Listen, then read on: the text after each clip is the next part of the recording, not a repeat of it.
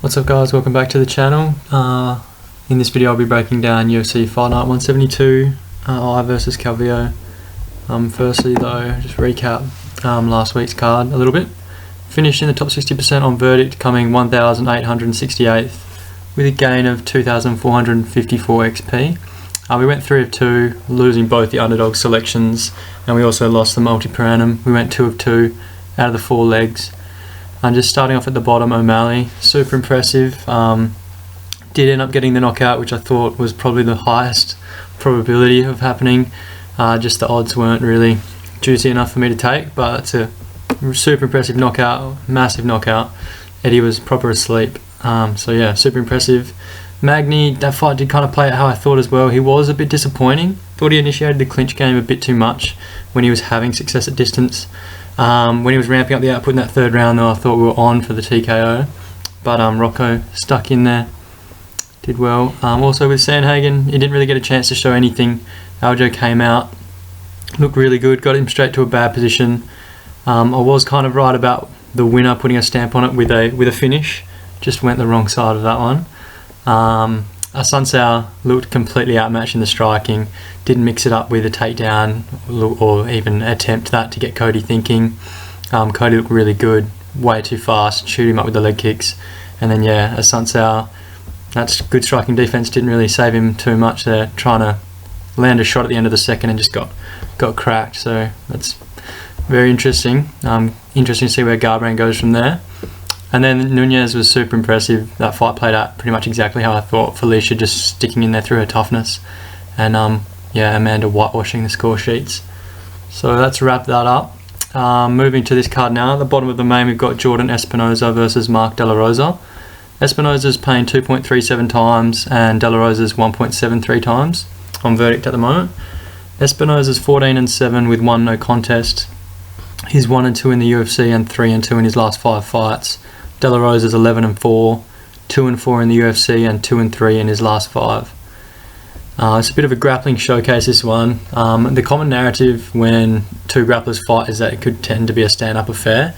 I don't think that's going to be the way this one plays out.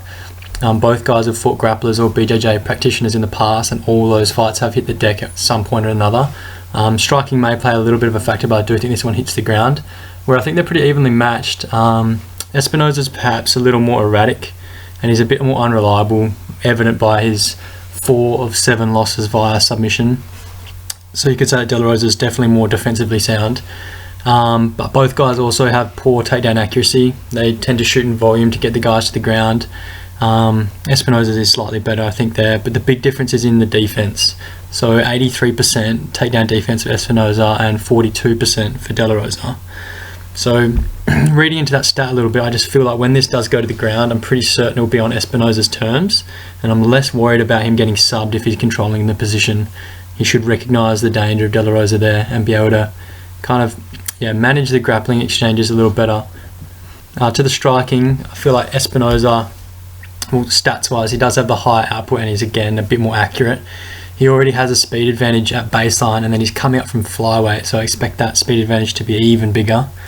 Another kind of striking aspect is the big hole in De La Rosa's game being leg kicks. A few stats here. In his last 3 fights, Perez landed 21, Kai Kara-France landed 24, and Harlan Pava landed 11 in just under 2 rounds. So they're pretty high leg kick numbers, and I feel like Espinosa should definitely implement those, especially considering what we've seen in the last 2 events. There's been 2 TKOs via leg kicks. The commentary can't stop talking about them.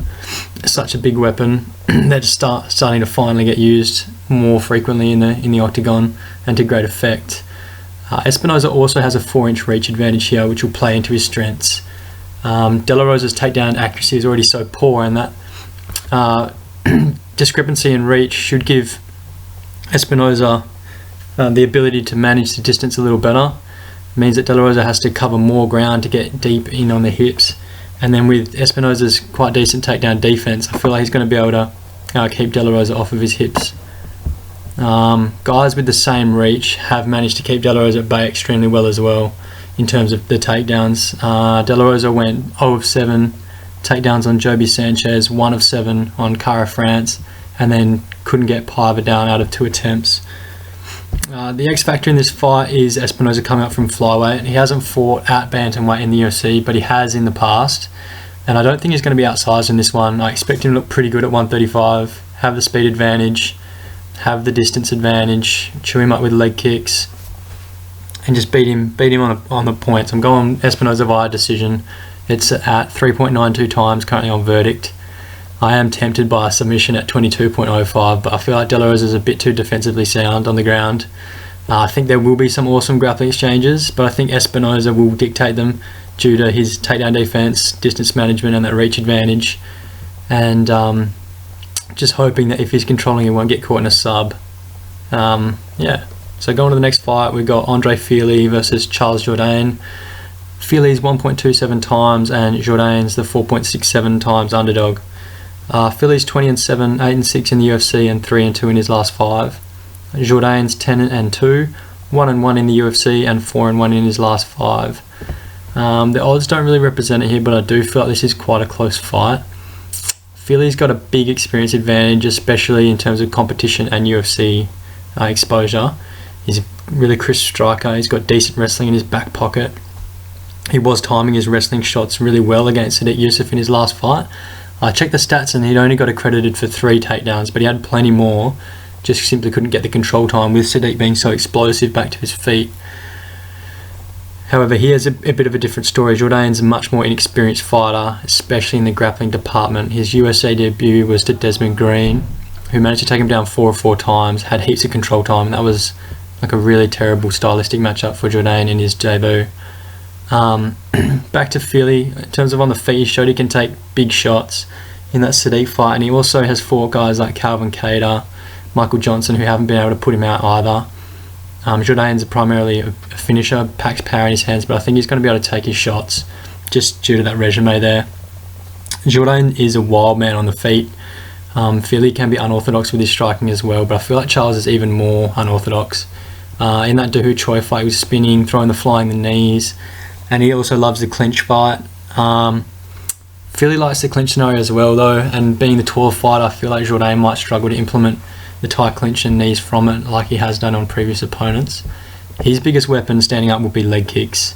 He landed 30 on Desmond Green in his debut, and it's always been a weakness of Fili's. He's pretty much every opponent has gone after his legs. He doesn't react well to them at all. So I am quite worried about leg kicks playing a big factor and Jourdain managing to set up big shots with his hands off the back of them, but I am going to take Fili. He's only been finished once with strikes in the UFC, and that was by Yair Rodriguez with a ridiculous spinning, or not spinning, but a ridiculous switch kick. And yeah, like I said, he's taken shots from guys like Sadiq, Calvin Kattar, really powerful punches, and not be put out. It's also pretty easy to forget that although Jourdain did knock out Dahu Choi in pretty impressive fashion his last win, he was knocked down in that fight. Dahu Choi apparently broke his arm in that fight, so you know he obviously wasn't at 100%.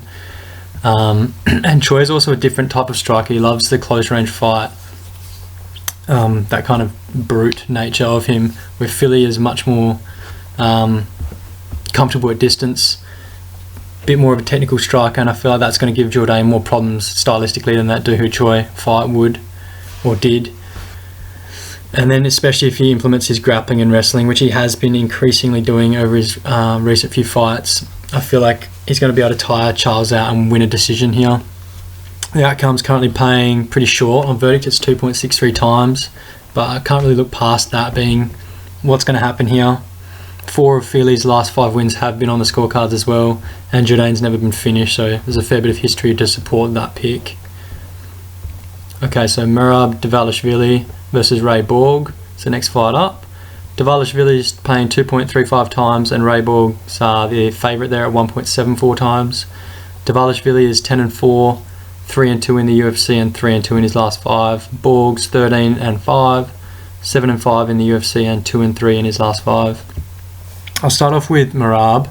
So he's a natural bantamweight, serious problem for the division, which is crazy to think of because it's absolutely stacked at the moment at 135. He's one of the most tenacious grapplers we've seen in the UFC. He's unrelenting, almost 8 attempts a minute, and still completes that very decent 45% clip. I think what makes him so successful is he's kind of wild on the feet, throws a variety of different strikes, and then he sets his shots up, gets in real deep, and if the shot fails, he continues to shoot. The smaller cage at the apex is going to suit his pressure style perfectly in terms of getting guys up against the cage or on the back foot, and getting in deep on a single or double leg. In his 5 UFC fights, he's landed 39 takedowns, which is the bantamweight record. He doesn't just settle for position either. He loves to pass, hit you with annoying little shots the entire time. All the shots aren't necessarily significant. A few stats here. He hit 63 significant shots against Kenny, but he landed 114 total. And then this one, which is crazy, 55 significant strikes against Brad Katona, but 215 in total. So those little shots, they're not significant, but they're scoring, and he never stops. So he never loses the positions due to inactivity or really lets the opponent get up. They have to get up themselves. And yeah, going into his record a little deeper as well, one of his UFC losses was against Ricky Simone. Super controversial. He was going to win a points fight, but Ricky Simone had him in a submission for a minute or so going to the bell in the 3rd round, and he was deemed out. When it was going to the decision, no one really knew what was going to be called. It was a pretty strange little scenario, but ended up calling it a technical submission for Ricky. And if that win had been granted to Dvalishvili, his UFC run would look a lot better on paper, especially considering that Ricky Simone just beat Ray Borg a couple of weeks ago. Borg, only 26 years old. It feels like he's been fighting forever. He's got so much UFC experience. Like, he fought DJ 3 years ago now at 23, so that's pretty ridiculous. He's got a considerable UFC experience advantage over Merab, and he's been there with the better guys as well. He's even notched a win over Formiga, which I rate quite highly. He also loves to grapple, same as Merab, and he's probably a little more dangerous there in terms of finishing. He's got 6 wins on his resume via submission. But aside from that, he doesn't mount too much offense or keep very busy, which is the opposite to Dvalishvili. Dvalishvili is so high volume, takedown strikes, and offense, where Borg is kind of the opposite. He'll take you down and then just control you, not do too much with it necessarily, look for submissions, and then on the feet, he's pretty low volume as well. In the Ricky Simone fight, he was looking a little more crisp on the feet, throwing a bit more, giving you a few different looks, but I still feel like Dvalishvili has an edge there as well in terms of pressuring back and not letting Borg get into a kind of rhythm at all. Going into the grappling a little bit more, if Borg's not controlling the grappling scenarios, it's bad news for him. In his last 4 losses, Scoggins passed his guard 6 times, Simone 5 times, Kenny passed his guard 4 times, and DJ 19 times. Pretty intimidating numbers, and Dvalishvili, aside from DJ, is an even better wrestler than those guys. So I feel like if Merab can control the grappling, he's going to be able to slide through Borg with relative ease. So to my pick, I'm going with Dvalishvili as the verdict underdog. I don't think he should be priced at 2.34 times at all. I think he should be the favourite. These odds should probably be reversed or even further, with Dvalishvili being a favourite. He's a big bantamweight, and Borg is more of a natural flyweight, even though Borg has missed the flyweight limit at weigh-ins before. But yeah, with Dvalishvili being the bigger guy and this likely being a grappling affair, it is going to be a big factor. And I think he does enough on the feet to keep Borg guessing, constantly work to the ground, and probably likely go to a decision. Merab's not really known for finishing. The decision's paying 2.95 times currently. And yeah, I think his high volume output or his high volume style is going to just outpoint the low volume Borg. I feel like Borg's chances lie with a submission. Could look pretty dangerous at times with this fight probably playing out on the ground for the most part, but I'll back Dvalishvili to work out of any bad positions and keep getting around Borg and hitting him with uncomfortable shots the whole time. Going to the co-main, Carl Roberson versus Marvin Vettori. Robeson's at 3.73 times and Vettori at 1.37. As the favourite, Robeson's 9-2, 4-2 in the UFC and 3-2 in his last 5. Vettori's 14-4-1, 4-3 in the UFC and 3-2 in his last 5. Start off with Roberson. He's a relatively well-rounded fighter. He's got 2 of his 9 wins via KO and 4 via submission. He's a pretty strong guy. He's got a pretty dangerous ground game. Victories in a variety of manners. His go-to is the rear naked. He also packs plenty of power, especially in that close range. If you go back and look at his Dana White Contender Series fight, he knocked out Ryan Spann with elbows in 15 seconds. And I rate Ryan Spann quite highly as well. From a distance, Roberson's not really that versatile. He does kick, he does get them out there, which will probably be his biggest weapon in this one. Vettori has proven susceptible to leg kicks in almost all of his fights. If I go through some stats of his last few, Andrew Sanchez landed 12, Cesar Ferreira landed 15, Miranda landed 25, and then 12 was landed by Antonio Carlos Jr. So I feel like that's Roberson's path to victory in this one, to chew him up with the leg kicks, because I feel like Vettori is better everywhere else. A knock on Robertson is his average takedown defense, 53% takedown defense, and he's also taken down by Wellington Turman and passed 7 times. I feel like that's the path to victory for Vettori. The ground game is where he's going to have a big advantage here. So going to Vettori, his split decision loss to Adesanya has aged tremendously well. He's got a pretty good UFC run, some close fights. Unfortunate to lose a few. I did feel like the Adesanya fight was a win for Adesanya, but just staying in there with him, and looks good for his resume. He's got solid cardio. He gives you pretty equal output across all 3 rounds of a fight. Throws lots of power in his strikes, and when he goes to the ground, he has a really heavy top position. He's got plenty of subs on his resume. I think 8 of his 14 wins by sub. Biggest chance of Marvin losing this fight is going to be those leg kicks on the feet. So the path of least resistance for him would be to get to the ground, and I rank his IQ to do that. For example, when he was fighting Andrew Sanchez, a really dangerous BJJ practitioner in his last fight, he stuffed all the takedowns, kept it standing, as he knew he'd have the advantage there. Versus a striker like Adesanya, he shot for takedowns regularly, landing only 2 of 6. Adesanya's got pretty good takedown defense, but again, he kind of recognised that he was going to be outmatched on the feet and try to get it to the ground. Here, I don't necessarily think he's going to be outmatched on the feet by Robertson, but that's going to be where Robertson is most dangerous and most likely to win the fight. So I think Vettori gets this to the ground and dominates the fight from there, to be honest. An X factor for this fight is Vettori's emotions. He was super worked up after this fight didn't go through a few weeks ago when Robertson pulled out. I don't know whether it'll play a factor. I don't really know Vettori too well. He's only 26. It could make him a little bit too angry and a little bit too reckless. But with his high IQ, I think his high fight IQ, that kind of out of the octagon stuff won't play a factor. I feel like he's got a more polished skill set. I'm going to take him to win this one. And once it's on the ground, as much as I could lean a decision, I think he gets him out of there. You can call it chasing XP, but Vettori by submission at 26.51 times currently is crazy value. 8 of Vettori's 14 career wins have come via the sub, and both of Roberson's only career losses have been via submissions as well.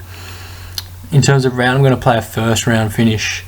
All 10 of Vettori's career finishes have been in the first round, including those 8 subs, and both of Roberson's submission losses were in the first round as well.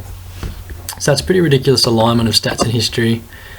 So I have to go with that. And if anything, Vettori's bottled up emotions kind of favour an early finish with this one, with him being a little bit angry. Who knows? And then to the main, so Jessica I versus Cynthia Calvillo. Jessica I is 1.68 times, and Cynthia Calvillo is coming back at 2.46 times. I is 15-7 with 1 no contest, 5-7 in the UFC, and 4-1 in her last 5. Calvillo's 8-1-1, 5-1-1 in the UFC, and 3-1-1 in her last 5. Starting with the eye, it's a bit of a wild UFC run for her. She entered as a bantamweight, started moderately before losing 4 in a row, on the verge of being cut. She then drops to flyweight, wins 3 in a row, including a close but decision win against Caitlin Chikagian, split decision win, before earning herself a title fight and getting brutally KO'd by Shevchenko. She then comes back, misses the flyweight limit by 6 pounds, but still manages to take the decision win against Viviane Araújo in a pretty high volume affair. I think she landed almost 100 strikes in that fight. To sum up her skill set, she's a pretty well-rounded kickboxer, targets all of her opponent with kicks, decent kind of clinch work. She's a pretty strong girl. She has wrestling ability. She completes on 45% of her takedown attempts. 1 knock would be her submission game, relatively weak, only 1 career win. She has threatened with subs before, but never really got close. Yeah, she attempted 6 against Faria in her first flyweight bout, but yeah, didn't really look likely to get her out. Her kicks are her best weapon, and in this fight, that left switch kick to the body is going to be on, body and head.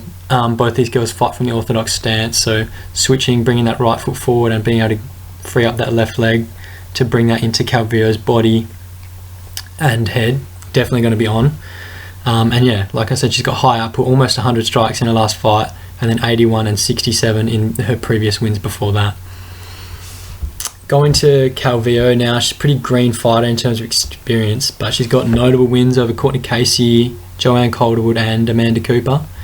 Far more natural on the ground than I, and far more dangerous. 3 over 8 wins via submission, all of which were in the UFC against, once you're in the UFC, you're versing much higher competition. She doesn't only attack subs as well, but she loves to pass guard and pound on her opponents. She landed 46 ground strikes on Marina Rodriguez in her last fight, which helped her score a 10-8 round and save that loss from being a loss to a draw. That fight went to a draw due to a 10-8 third round. Takedowns are solid. She completes at 43%. She does it in a variety of manners. She can pressure girls and shoot in for doubles and single legs, or even catch legs off of kicks and trip her opponent to fall into top position. Seen her do that plenty of times, and that's definitely in play in this fight here with I's kick-heavy style. I also don't mind her on the feet. She uses a variety of tacks, and she can win fights just in the stand-up. She took the unanimous decision against Courtney Casey, and that fight was entirely on the feet. All 6 of her takedowns were stuffed. And some of her blitzing combinations in that fight with the hands and finishing with leg kicks look super slick. She also has a win over Aspen Ladd in her amateur career. I was looking down her Tapology record, and that fight took at flyweight, and that really stood out to me because I was worried about the size factor here, because Calvillo's coming up from strawweight to flyweight, and Jessica I's already a big flyweight who was previously a bantamweight and missing the 125 limit. But that really settled my mind, the fact that she'd beaten Aspen Ladd at flyweight before, because Aspen Ladd now fights at bantamweight and she's a big girl. So yeah, I'm going to go with Calvillo. I'm picking Calvillo, picking the underdog here. Neither of these girls have gone 5 rounds before. If anyone has a cardio advantage in the championship rounds, I feel like it's got to be Calvillo, being smaller and faster and grapple orientated style and training. I feel like I's exercise will only weigh her down in the later rounds. And even though I has a good record at flyweight, I think she's 4-1 at flyweight. The people she versed, the chicks she versed, didn't really have the skill set to beat her. All those girls wanted to engage a stand-up and let I initiate any wrestling and get her kicks off in the kickboxing style that she has.